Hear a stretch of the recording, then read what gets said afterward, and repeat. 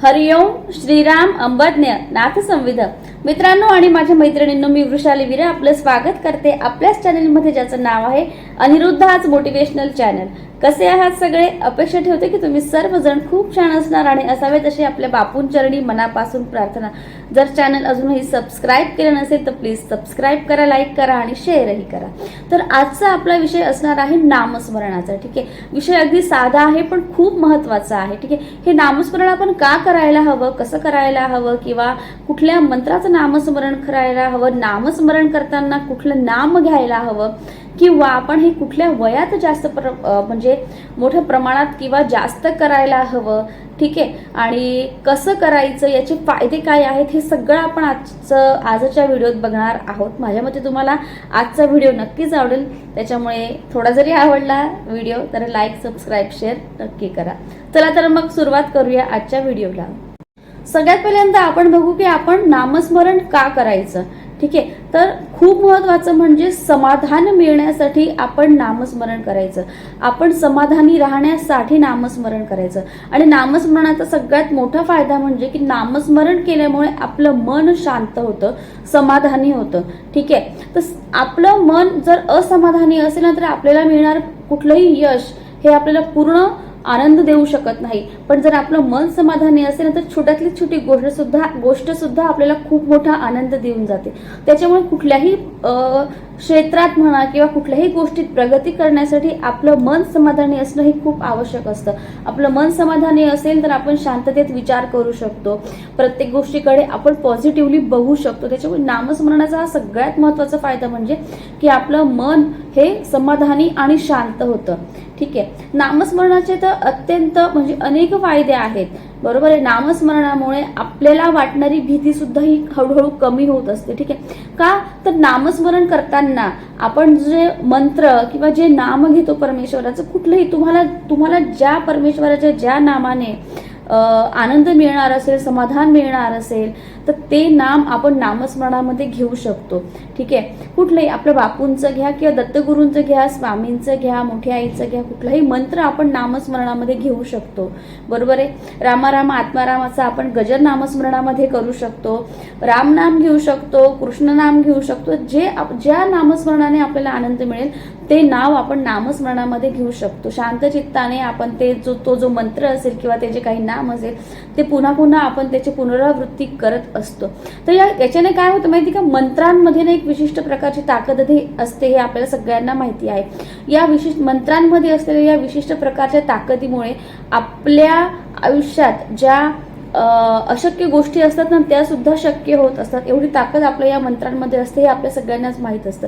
आणि मग ज्या वेळेला नामस्मरणामध्ये आपण या मंत्रांची पुनरुच्चार करतो, पुनरावृत्ती करतो, पुन्हा पुन्हा हे मंत्र म्हटले जातात, तर त्यावेळेला त्या मंत्रांचं एक आवरण, सकारात्मक आवरण जे असतं ना ते आपल्या भोवती निर्माण होत असतं. त्याच्यापासून मिळणारे शुभ स्पंदन आपल्याला मिळत असतात त्या मंत्रांच्या माध्यमातून. बरोबर आहे, या अशा अत्यंत शुभ अशा मंत्रांमुळे आपल्या अवतीभोवती एक सुरक्षा कवच तयार होत असतं. आपल्या ऋषीमुनींनी त्यांच्या तपसाधनेच्या बळावर वेगवेगळे मंत्र, वेगवेगळे नाम आपल्याला सिद्ध किंवा विकसित करून दिलेले आहेत. त्याच्यामुळे या नामस्मरणाने, या मंत्रांच्या नामस्मरणाने आपल्या भोवती जे तेजोवलय असतं ना, जे सुरक्षा कवच, जे आवरण निर्माण जे होतं ना ते अत्यंत शुभ आणि स्ट्रॉंग बनतं.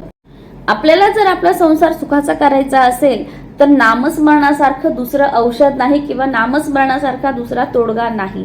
नामस्मरणच आपल्याला संपूर्ण समाधान, सुख, शांती मिळवून देत असतं. बरोबर आहे, नामस्मरणामुळे आपलं शरीर, मन, बुद्धी, मेंदू यांचं कार्य सुधारत असतं. मेंदू शांत असेल, आपलं मन स्थिर असेल तर आपल्याला योग्य निर्णय घेता येतात. बरोबर आहे, आणि ज्यावेळेला आपण नामस्मरण करतो ना त्यावेळेला अनावश्यक विचारांची भरती आपल्या डोक्यात कमी होत असते, आपल्या मनात कमी होत असते. बरोबर आहे, त्याच्यामुळे आपलं मनही स्थिर असतं, शांत असतं. त्याच्यामुळे ज्यांचं मन चंचल असतं ना त्यांनी नामस्मरणाचा नक्कीच लाभ करून घ्यायला हवा. किंवा प्रत्येकाला माहित असतं की आपलं मन स्थिर आहे का अस्थिर आहे. ठीक आहे, पण ज्यांचं पण स्थिर आहे आणि ज्यांचं अस्थिर आहे दोघांनीही नामस्मरणाचा फायदा हा करून घ्यायलाच हवा. कारण की नामस्मरणाने आपलं मन स्थिर किंवा शांत राहण्यास खूप मदत मदत होत असते. आणि अशा परिस्थितीत आपल्याकडून ज्या वेळेला आपलं मन अस्थिर असतं ना त्यावेळेला आपल्याकडून खूप गडबड गोंधळ होत असतात, बरोबर आहे. त्याच्यामुळे जर आपलं मन स्थिर असेल तर आपल्याकडून गडबड गोंधळ चुका सुद्धा कमी होतात. आणि सगळ्यात महत्त्वाचा फायदा म्हणजे नामस्मरणाने आपल्याला आपल्या रागावर नियंत्रण मिळवता येतं. आधुनिकतेच्या नावाखाली आपण नामस्मरणाकडे दुर्लक्ष करतो, बरोबर आहे. आपल्याला वाटतं की आपण देवदेव करू तर आपल्याला लोक वेडं म्हणतील, पण हे ना अतिशय चुकीचं आहे. आपल्याला जर आपली भौतिक आध्यात्मिक प्रगती करायची असेल ना तर नामस्मरणाशिवाय त्याला गत्यंतर नाही. ठीक आहे. आपल्याला हे दैवी सहाय्य, आपल्या सद्गुरूचा आशीर्वाद, सद्गुरूचं सहाय्य हे आपल्याला आपल्या प्रगतीसाठी अत्यंत महत्त्वाचं असतं.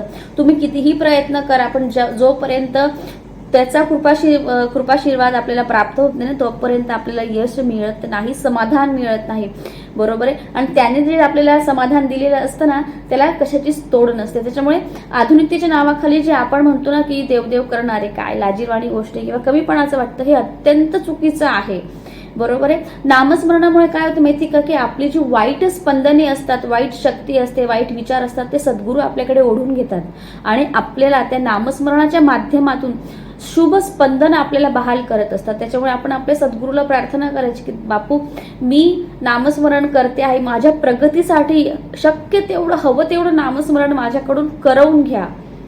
पण नामस्मरणाचा अजून एक महत्त्वाचा फायदा म्हणजे नामस्मरणाने आपल्या घरात सकारात्मकता निर्माण होते, सकारात्मक वातावरण निर्माण होतं, आपली वास्तू शुद्ध होत असते, बरोबर आहे. हे बघा कसं असतं ना, मला तरी असं वाटतं की जसं माझं मन तशी माझी वास्तू. जर माझं मन समाधानी असेल तर मला माझी वास्तू पण छान वाटेल, माझी वास्तूही मला समाधानी वाटेल. ठीक आहे. जर माझं मन असमाधानी असेल तर मला माझ्या वास्तूमध्ये पण दोष दिसायला लागतात, बरोबर. त्याच्यामुळे सगळ्यात महत्त्वाचं म्हणजे की पहिले माझं मन समाधानी करणं खूप गरजेचं. समाधानी मन असेल तर मला आनंदही मिळवता येतो, असे त्या गोष्टीमध्ये सुख शोधता येतं, सुखी समाधानी राहता येतं. त्याच्यामुळे नामस्मरणामुळे या छोट्या छोट्या गोष्टी असतात. तो नामस्मरण काही खूप मोठी खूप अवडंबर माजवून करणारी गोष्ट नाही, अगदी साधी सिंपल साधे भोळेपणाने. देवाला साधी भोळी श्रद्धाच जास्त प्रिय असते, बरोबर आहे. खूप अवडंबर नाही, खूप काही नाही. जमेल तसं नामस्मरण करा, वेळ वाया घालवू नका. शक्य असेल तेवढं नामस्मरण करा, एका ठिकाणी बसून करा, चालता बोलता करा, काम करताना करा. ते उच्चार जे असतात ना ते आपल्या अवतीभोवती फिरत असतात. तर समजा एखादं मी नामस्मरण करते आहे, एखादा मंत्र म्हणायचा आहे मला, तर मी जर तो थोडा जोरात म्हणजे खूप ओरडून नाही तर जस्ट नॉर्मल आपण जसं बोलतो तसं जर बोलत असेल तर ते शब्द माझ्या अवतीभोवती तर एक छान शुद्ध वातावरण निर्माण करणारच आहे, मला स्पंदन मिळवून देणारच आहे. पण ते जे उच्चार, ते मंत्र, त्या मंत्रातले अक्षर, त्या मंत्रातले मंत्र, तर त्याच्यातले जे स्पंदन असतात ते माझ्याप्रमाणेच माझ्या घराला सुद्धा शुद्ध करत असतात, माझ्या वास्तूला सुद्धा शुद्ध करत असतात. वास्तू सुद्धा ही एक देवताच असते. पण जर माझं मनच चांगलं नसेल तर मला काही चांगलं दिसेल का? तसं नसतं. जर मी स्वतःला शुद्ध करणार आहे ना तर तेव्हा माझं घर पण आपोआप शुद्ध होणार आहे, माझं घर पण तेव्हा छान असणार आहे. ठीक आहे. तात्पर्य काय की मला माझं मन सगळ्यात पहिल्यांदा शुद्ध किंवा समाधानी ठेवायला हवं, बरोबर आहे. आणि ते कशाने होणार आहे? ते नामस्मरणानेच होणार आहे. त्याच्यामुळे नामस्मरणाचा हा अगदी महत्त्वाचा फायदा आहे की नामस्मरणाने आपलं घर शुद्ध होत असतं, आपलं घर पवित्र होत असतं, सकारात्मकता, आपलं घरात सकारात्मक वातावरण असतं, आपण स्वतः सकारात्मक असतो. ठीक आहे. ज्या वेळेला बघा आता आपण समजा एखादं नामस्मरण करतोय, आपले मुलं असतात आपल्या आजूबाजूला, थोडं जोरात आपण जर म्हणतो किंवा नॉर्मल आवाजात जरी म्हटलं, मनातलं मनात न करता नॉर्मल आवाजात म्हणतो, मुलांच्या कानावर आपोआप ते शब्द पडत असतात. आणि तुम्ही बघा खरंच काही वेळा मुलं स्वतःहून तो मंत्र बोलायला सुरुवात करतात, रिकामे बसलेले असतात ना, काही वेळेला आपोआप त्यांच्या तोंडावर, त्यांच्या जिभेवर ते शब्द येतात. तर हा एक फायदा असतो की प्रत्येक वेळेला आपल्याला मुलांना बसवूनच त्या गोष्टी करायला हव्यात असं नसतं. आता बघा आरत्या असतात. आता मी माझ्यावरून सांगते, माझा मुलगा 8-9 वर्षाचाच आहे, पण त्याचं बऱ्याचशा आरत्या सुद्धा पाठ आहेत आणि नंतर बरेचसे मंत्र पण पाठ आहेत. कसं मी काही खास त्याला असं बसवून ते रट्टा नाही मारून घेतला नाही. मी आरती करते त्यावेळेला तो घरात असतो, त्याच्यामुळे त्याच्या कानांवर ते आरतीचे शब्द पडतात, जे आपण नंतर मंत्रपुष्पांजली म्हणतो ते शब्द त्याच्या कानांवर पडतात, ते उच्चार त्याच्या कानांवर पडतात. त्याच्यामुळे आपोआप या गोष्टी त्याच्याकडून पाठ झाल्या आहेत. त्याच्यामुळे या ज्या काही मंत्र असतात, काही म्हणजे ते जर आपण आपल्या मुलांनाही ऐकवले, आपल्यासोबत त्यांनाही जरा वेळ बसवलं किंवा ते जरी नाही बसले, ते काहीतरी त्यांचं करतात, अभ्यास करतात आणि आपण थोडा वेळ जरी म्हटलं तरी त्यांच्या कानावर पडून ते आपोआप त्यांच्या हृदयावर किंवा मनावर कोरले जातात आणि आपल्याला खास वेगळा प्रयत्न करायला लागत नाही त्यांच्याकडून एखादी गोष्ट पाठ करवून घेण्यासाठी. नामस्मरणाचा अजून एक महत्वाचा फायदा म्हणजे की नामस्मरणामुळे आपल्याला वाटणारी भीती, आपल्या मनात जी भीती असते ना ती नाहीशी होत असते किंवा ती कमी तरी होत असते. ठीक आहे, बऱ्याच वेळेला आपल्याला बऱ्याच गोष्टींची भीती वाटत असते. आपल्याला आपल्या प्रगतीची भीती वाटत असते. प्रगतीची भीती म्हणजे की आपली प्रगती होईल की नाही, आपलं करिअर होईल की नाही, आपल्याला वाटतं की आपल्याकडून ही गोष्ट चांगली होईल की नाही, एखाद्या व्यक्तीची आपल्याला भीती वाटत असते, एखाद्या होणाऱ्या प्रसंगाची आपल्याला भीती वाटत असते. सतत आपल्याला वाटत असतं की काहीतरी वाईट होणार आहे किंवा आपल्या मनात निगेटिव्ह विचार असतात, त्याच्यामुळे पण आपल्याला बऱ्याच गोष्टींची भीती वाटत असते. बरोबर आहे. तर आपलं मन जे आहे ना ते खंबीर करण्यासाठी आपल्याला नामस्मरणाची खूप काय म्हणतो आपण त्याला खूप मदत होत असते. ठीक आहे, आपलं मन खंबीर बनतं कारण की नामस्मरणामुळे आपल्या भोवती एक सकारात्मक वातावरण निर्माण होतच असतं की पण आपल्याला एक भक्कम आधार आहे भगवंताचा, आपल्या सद्गुरूचा, याची जाणीव वेळोवेळी होत असते. खरं सांगते, करून बघा. तुम्ही 16 माळा करायला सुरुवात करा. कमीत कमी 5 माळा करायला सुरुवात करा. शक्य असेल तर 16 माळा नक्की करा आणि मग बघा. शक्य नसेल तर 5 माळा करा. बरोबर आहे, जेवढ्या शक्य आहे तेवढ्या करा. आणि आपलं त्याच्यामुळे काय होतं माहिती का, आपल्या मनातली भीती कमी होत असते. ठीक आहे, आणि माहित असतं की जरी मला संकट आलं, जरी माझ्यासमोर संकट आलं, मी संकटात सापडले, तरी माझा सद्गुरू त्या संकटापेक्षा खूप मोठा आहे आणि तो मला या संकटातून अलगदपणे बाहेर काढणार आहे, हा एक विश्वास असतो. ठीक आहे, हा विश्वास केव्हा निर्माण होतो, ज्या वेळेला ती भीती नाहीशी होत असते. बरोबर आहे, तुम्ही खरंच करून बघा. ही जी भीती जी असते ना ती नामस्मरणामुळे खरंच दूर होते. आता सगळ्यात महत्वाचा प्रश्न किंवा सगळ्यात महत्वाचा मुद्दा म्हणजे की नामस्मरण करायचं तरी कसं. बरोबर आहे, तर सगळ्यात महत्वाचा पण ज्याचं उत्तर अगदी सोपं आहे, अगदी साधं सरळ आहे असा हा प्रश्न आहे. बरोबर आहे, तर साक्षात आपला भगवंत, आपला सद्गुरू आपल्या समोर आहे, आपल्या समोर उभा आहे, आपल्या समोर बसलेला आहे, आपल्या आजूबाजूला आहे असं समजून नामस्मरण करा. ठीक आहे, ठीक आहे, आपण जे काही त्याचा मंत्र म्हणत आहोत, त्याचं नाम घेत आहोत, तो ऐकतो आहे या भावनेने नामस्मरण करा आणि बघा त्या नामस्मरणात तुम्हाला सुद्धा किती आनंद मिळतो. बरोबर आहे, कसंही नामस्मरण करा, किती नामस्मरण करायला कुठलंही बंधन नाही आणि आपल्या बापूंनी आपल्याला कितीतरी गोष्टी कितीतरी प्रमाणात सोप्या करून दिलेल्या आहेत. बरोबर आहे, मग कसलं बंधन पाहिजे आपल्याला, कसलं बंधन आहे. बरोबर आहे, त्याच्यामुळे आपला सद्गुरू आपल्या साक्षात समोर आहे आणि आपण जे काही बोलतो आहोत, जो काही मंत्र उच्चारण करत आहोत तो स्वतः ऐकतो आहे असं समजून नामस्मरण करा. आणि बघा त्याच्यातून जो मिळणारा आनंद असतो ना तो खूप छान आणि खूप आनंददायी असतो. बरोबर आहे, चालता बोलता नामस्मरण करा. ठीक आहे, काम करताना करा, स्वयंपाक करताना करा, प्रवास करताना करा. मी सांगू का, प्रवास करायला मला नामस्मरणासाठी प्रवासासारखा दुसरा वेळ नाही असं वाटायला लागतं काही वेळेला. का त्यावेळेला आपण काही कामच करत नसतो, बसलेलो असतो. बरोबर आहे, तर तो एक खूप छान वेळ असतो. प्रवास ज्या वेळेला असेल त्यावेळेस नामस्मरण खूप होतं, 16 माळा आरामात होऊन जातात. त्याच्यामुळे मला कुठे जायचं असेल ना तर हा एक आनंद असतो की माझ्या 16 माळा आता आरामात होणार आहे, म्हणजे त्यावेळेला मी दुसरं काही काम करत नसणार आहे. बरोबर आहे, महत्वाचं म्हणजे नामस्मरण करताना वरवर देखावा नको. ठीक आहे, म्हणजे काय की नामस्मरण करताना कुठल्याही प्रकारचा देखावा करू नका, कुठल्याही प्रकारची वरवर करू नका, बढाईकी करू नका. मी इतकं वेळा हे केलं, मी इतकं नामस्मरण केलं, मुळीच नाही. नामस्मरण हे देखाव्यासाठी करू नका. बरोबर आहे, नामस्मरण हे अंतःकरणातून करा, अंतरात्म्याने करा, तरच आपल्याला त्याचं योग्य फळ मिळत असतं. आता आपण बघितलं की नामस्मरण कसं करायचं. बरोबर, आता बघूया की नामस्मरण का करायचं. तर विस्मरण होऊ नये म्हणून नामस्मरण करायचं. ठीक आहे, बऱ्याच लोकांना विसरण्याची सवय असते किंवा बरेच लोक विसरतात, लहान मुलं विसरतात, आपण सुद्धा विसरतो. पण या नामस्मरणामुळे आपली जी विस्मरणाची जी समस्या असते ना, विसरण्याची जी समस्या असते ना ती बऱ्याच प्रमाणात नष्ट होऊ शकते किंवा बऱ्याच प्रमाणात नाहीशी होऊ शकते. त्याच्यामुळे विस्मरणाची समस्या जर आपल्याला दूर करायची असेल तर त्याच्यासाठी सुद्धा नामस्मरण खूप महत्वाचं असतं. त्याचप्रमाणे आपल्याला आपल्या षडरिपूंवर मात करण्यासाठी नामस्मरण करायचं असतं. बरोबर आहे, प्रत्येक जीवाच्या ठिकाणी ना ईश्वरी, परमेश्वरी किंवा परमेश्वराची सुप्त शक्ती असते आणि या नामस्मरणामुळे ही सुप्त शक्ती जागृत होत असते की जी ही जागृत झालेली सुप्त शक्ती जी असते ना ती आपल्याला यश मिळवून देते, आपली प्रगती करत असते. बरोबर, त्याच्यामुळे नामस्मरण हे आपण केलंच पाहिजे. नामस्मरणाने ही सुप्त शक्ती जागृत होत असते जी आपल्याला आपल्या भविष्यात, आपल्या प्रगतीत आपल्याला यश मिळवून देत असते. आता आपण बघतो की आजकाल टीव्ही, मोबाईल, इंटरनेटचं खूप वेळ लहान मुलांपासून लागलेला आहे, बरोबर आहे. तर याच्याने काय होतं माहिती का, या गोष्टींमुळे ना आपली बुद्धी स्थिर नसते आणि त्याच्यामुळे मुलांची बुद्धी स्थिर होत नाही, ते चंचल होत जात आहेत, बरोबर आहे. तर याच्यामुळे काय होतं की त्यांची बुद्धी स्थिर नसल्यामुळे किंवा ते या गोष्टींमुळे चंचल तर त्यांच्यात जास्त आल्यामुळे ते रागराग जास्त करतात, ते चिडचिड जास्त करतात.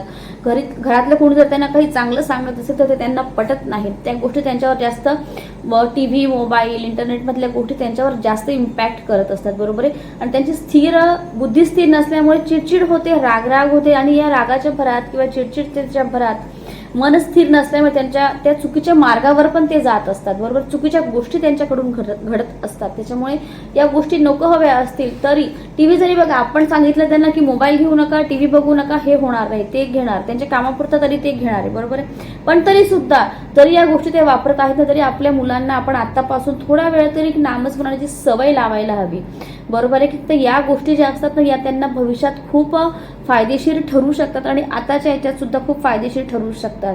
कारण त्या बुद्धी स्थिर नसेल तर माणूस कुठलीही गोष्ट करू शकतो, मग ती वाईट असू दे, चांगली असू दे, त्याला त्यातला जास्त फरक कळत नसतो. बुद्धी स्थिर नसेल तर वाईट मार्गावर माणूस लवकर जात असतो आणि लहान मुलं तर काय कोणी सांगितलं तसं करायला लागतात मग, बरोबर आहे की. त्याच्यामुळे आतापासून आपण ही सवय लावायला पाहिजे त्यांना, की थोडा वेळ त्यांना नामस्मरणाची सवय लावायला हवी, एखादा मंत्र, स्तोत्र पठण करण्याची सवय लावायला हवी, की जेणेकरून त्यांची बुद्धी स्थिर राहील, बरं का. आपलं जीवन कल्याण करण्याची ताकद नामस्मरणामध्ये आहे, ठीक आहे. विलक्षण ताकद नामस्मरणात आहे. आता आपण बघूया की नामस्मरण कुठल्या वयात करायला हवं, ठीक आहे. तसं बघायला गेलं तर नामस्मरण कुठल्याही वयात करू शकतो, नामस्मरणाला कुठल्याही वयाचं बंधन नाहीये, बरोबर आहे. पण तसं बघायला गेलं तर तरुण वयात नामस्मरणाची गरज खूप जास्त असते, ठीक आहे. कारण की तरुण वय हे जे असं असतं ना की त्या वयामध्ये आपल्याकडून योग्य निर्णय घेतले गेले पाहिजेत आणि हे एक वय असं असतं ना की याच वयात आपल्याकडून अयोग्य निर्णय घेतले जातात बऱ्याच वेळेला. याच वयामध्ये भरकटलेलं वय म्हणतो ना आपण, जे तरुण वय असतं ते एक प्रकारचं भरकटलेलं वय असतं. आपली संगत बरोबर नसते कदाचित, त्याच्यामुळे पण आपल्याकडून वाईट निर्णय घेतले जातात. त्याच्यामुळे नामस्मरणाने वाईट काय चांगलं काय हे समजण्याची ताकद आपल्यामध्ये येत असते आणि खरंच भविष्याबद्दल जे काही निर्णय घेतले जातात ते या तरुण वयातच घेतले जातात, बरोबर आहे. आणि या तरुण वयात जर आपण एखादा चुकीचा निर्णय घेतला तर त्या निर्णयाचे पडसाद आपल्याला शेवटपर्यंत भोगावे लागतात. त्याच्यामुळे तरुण वयात सगळ्यात जास्त नामस्मरणाची गरज भासते किंवा तरुण वयातच जास्तीत जास्त नामस्मरण करायला हवं.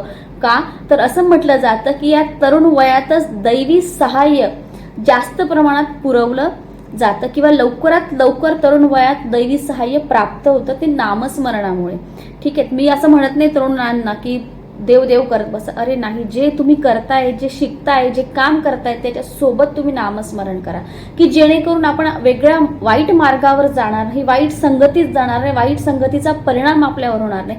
आणि या वयात बघा, या वयात करिअरचा योग्य निर्णय घेतला जातो, कुठल्याही प्रकारचं बिझनेसचा निर्णय घेतला जातो, बरोबर आहे. आपलं मन शांत असेल, आपलं मन जर योग्य विचार करत असेल, आपल्याला दैवी सहाय्य असेल, या नामस्मरणामुळे तुम्हाला होईल. नामस्मरणामुळे आपल्या सद्गुरूचा, आपल्या भगवंताचा हात आपल्या डोक्यावर असतो. त्याच्यामुळे चुकीचे निर्णय घेत असताना तो आपल्याला नेहमी वेळोवेळी सावध करत असतो आणि ते जर याच वयात आपण जर व्यवस्थित नामस्मरण केलं तर आपल्याला चुकीचा निर्णय हे आपल्याकडून घेतला जाणार नाही, ठीक आहे, बरोबर आहे. आणि एक पाठिंबा आपल्या अवतीभोवती नक्की असणार आहे, आपल्याला आपल्या सद्गुरूचं पाठबळ नक्की लाभणार आहे. तरुणांना जर आपल्या आयुष्यात प्रगती हवी असेल तर नामस्मरण हे करायलाच पाहिजे. जितक्या वेळेला आपण देवाचं नाव घेऊ, आपल्या परमेश्वराचं, आपल्या सद्गुरूचं नाव घेऊ, तितक्या वेळेला आपले दोष कमी होत जातात आणि आपण आपल्या प्रगतीकडे वाटचाल करत जातो. त्याच्यामुळे नामस्मरण हे करायलाच हवं. नामस्मरणाने आपली भौतिक आणि आध्यात्मिक प्रगती होत असते. आता बघा, बऱ्याच वेळेला नामस्मरण करत असताना ना आपल्या मनात वाईट विचार येत असतात. येऊ देत, काही हरकत नाही, ते वाईट विचार निघत असतात आपल्या मनातून असं समजायचं. पण आपलं नामस्मरण हे कंटिन्यू सुरू ठेवायचं. मग काही वेळ एक वेळ अशी येते की आपण फक्त नामस्मरण करत असतो आणि आपल्या मनात वाईट विचार येतच नाहीत. आता बऱ्याच लोकांचा असा समज असतो की देवदेव करणं किंवा भक्ती करणं, नामस्मरण करणं हे मी म्हातारपणात करेल, आता माझ्याकडे वेळ नाही, ठीक आहे. हे किती चुकीचं आहे. उलट ज्या वेळेला आपण करू शकतोय, चालू फिरू शकतोय, सगळ्या गोष्टी करू शकतोय, त्यावेळेलाच नामस्मरण करा, की जेणेकरून आपलं म्हातारपण पण सुखात जाईल, बरोबर आहे. देव जर असं म्हटला की अरे तुला सगळ्या सुख सोयीनं मी म्हातारपणात देतो, आता काहीच देत नाही तुला, तर आपल्याला चालेल का? आपण काय म्हणू त्यावेळेला की अरे देवा, आता माझ्यात तर ते सुख उपभोगायची ताकदच नाही, कुठे इथून तिथून जायची माझ्याकडे ताकद नाही, मला चालता फिरता येत नाही, त्याच्यामुळे मी इथून तिथे कसं जाणार, तू आता मला सुख देऊन काय फायदा? मग तसंच आहे म्हातारपणातच का या गोष्टी जसं आपल्याला समजायला लागतं तसं आपण करायला पाहिजे, बरोबर? की आयुष्यभर आपण सुखात राहू त्या गोष्टीने, खास करून म्हातारपण त्यासाठी ठेवू नका, ठीक आहे? चला तर मित्रांनो, आज पुरता एवढंच. माझ्या मते तुम्हाला माझा आजचा व्हिडिओ नक्कीच आवडला असेल तर लाईक, सबस्क्राईब, शेअर नक्की करा. काही चुकलं असेल तर क्षमस्व. भेटूया नेक्स्ट व्हिडिओमध्ये अशाच एका छानशा विषयासोबत. तोपर्यंत हरिओम श्रीराम अंबज्ञ नाथ संविध.